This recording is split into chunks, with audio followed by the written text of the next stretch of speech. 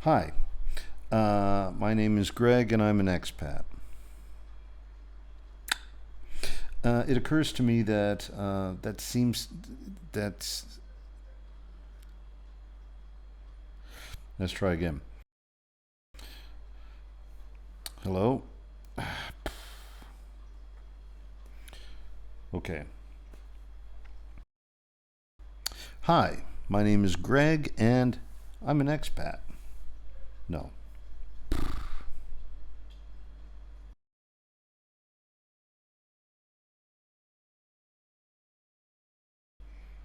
Hi, my name is Gregory and I'm an expat. I get the impression that there are a lot of people interested in maybe becoming expats or at least interested in learning what that means and what that's about. And so that's what I'm here to talk about. In fact, there's this video and then the next video I make either today or tomorrow will be about that life. And I'm breaking it up into pros and cons. Today I'm going to talk about the pros of being an expat. Now, first of all, what's an expat? Expat is short for expatriate, and that means a person who lives in a country that they are not from. You're a foreigner in the country you're living. And I've done that for most of my life now. I like my life. There are pros and cons. I mean, a lot of people want to, they're interested in it these days because just the United States has become a very expensive place to live. A lot of places have, and that's you don't have to live like that. So, how do you become an expat? You need to make a living. I mean, unless you're rich, but if you're rich, you're not watching this video. If you're rich, you can do whatever you want. The world's your oyster if you're rich. So, I'm talking to people who don't have much money. I'm talking to people like me. Look at the thumbnail. Look at the title of this video. The skint expat, not the title of the video, the title of my channel, the skint expat. Skint means having very little money. I'm chronically skint. I've been like that all my life. I'm not complaining. Well, maybe a little bit. Being nice to be rich. But that's not really a goal in my life. So, whatever. The point is, you can live on a low budget. Hell, man, you could live on a much lower budget in many countries than you can in the United States. People living in the street in Los Angeles, families who live in the street in Los Angeles right now, could be living like kings in Georgia, in Paraguay.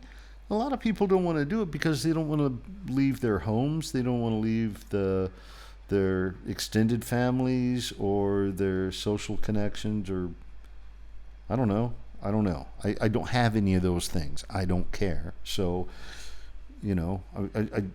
I'm free. I feel free to do what I want to do. That's a good place to start. You need to have that freedom to even consider this idea. But if you are considering this, here are the pros. Today is the pros of being an expat. First of all, is the opportunities for travel. Now, that may or may not be a thing to you. It is to a lot of people. A lot of people say they like travel or they want to travel, and it's a very attractive idea to them. It isn't for me. Maybe it was when I was younger. I don't really remember, but I know I'm not really that fond of traveling now. I spend a lot of time at home. I live in Tbilisi, Georgia, and I've been here for over a year and a half, and I still haven't visited the city. I've got my neighborhood, and I do what I need to do. I haven't been to see much of the city yet. That's just me. That's just how I am. It's not that I couldn't do it. It's not that I can't. I'm free to do whatever I want. I make enough money to be able to afford to take a day and go explore the city. I just haven't. I don't care. I will do that. I mean, for the sake of people reading my blog, for the sake of for the sake of you people maybe watching this channel, yeah, I kind of should do that. Maybe video some of that. But I haven't yet. That's just the way I am. I'm not a traveler. But if you are, then this expat lifestyle allows you to do that, at least to some extent. And if you can manage to make your living online, and you can do your job from wherever there's an internet connection, well, there you are. I know of the phenomenon. I don't know anybody personally who does this, but I know that people are digital nomads. They spend a month here, 2 months there, maybe 6 months somewhere else. They just go wherever they want. And I mean, even with my job, I could do that too. I teach English online. I've got students all over the world. I could move around. I just choose not to. Partially because I got a cat over there. He's being very good. He's sleeping on the sofa. I mean, a lot of times, if you're watching a video, sometimes you'll hear from him. But I don't want to inconvenience him. I don't want to traumatize him. Travel is very traumatic for an animal who doesn't understand what's going on. Especially cats. They get used to where they live. And so I tend to stay put. And I feel I kind of prefer that anyway. But digital nomadism is a thing, and if that's something you want to do and you can do, it opens up the world. That's number one. So number two is expanding your knowledge, expanding your experience. A lot of Americans don't know that much about the world, and what they do know is more academic than anything else. It's hard to really understand that these places are real when you've never been to any of them. And Americans, even to this day, notoriously don't travel that much.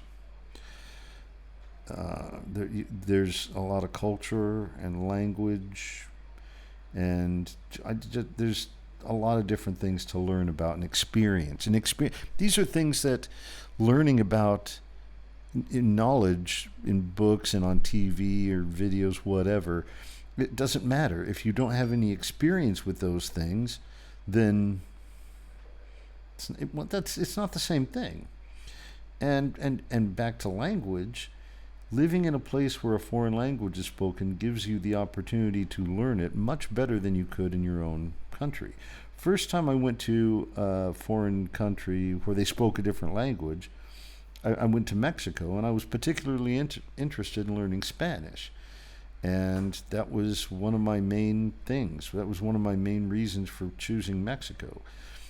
Cultural things that I was always interested in experiencing, that I saw from Southern California, but I didn't really experience. And a lot of the reasons I didn't experience it, I could have from Southern California, as it turns out, but I didn't speak the language. And so I learned a lot of the language living in Mexico. So that's number two. Number three, just personal growth. Now, okay, that sounds like the same thing as number two, and it's kind of similar. But when I say personal growth, I think more. Well, it's more personal. Expanding your knowledge is one thing. Expanding yourself as a human being is another thing. When you see how other cultures deal with human issues, but they deal with them differently than you do in your own country, you learn different points of view, and you could adapt to those points of view, and it helps you understand the problems better, maybe.